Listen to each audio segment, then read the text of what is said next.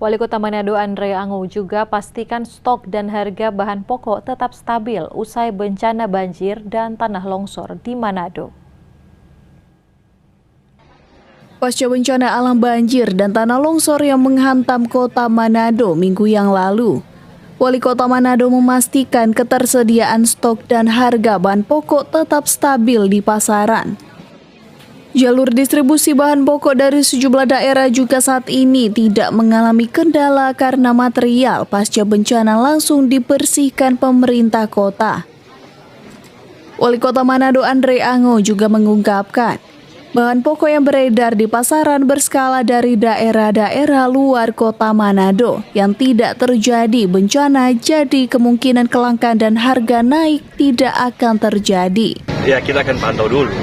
Sampai sekarang kan kita rasa enggak lah, karena kan bahan-bahan pokok ini dari luar, jalur distribusi tidak terganggu. Saat ini pemerintah kota juga telah membuka posko bantuan untuk bencana alam Manado serta rutin membagikan bantuan sembako untuk warga korban bencana. Hizkia Warankiran melaporkan untuk Kawanua TV.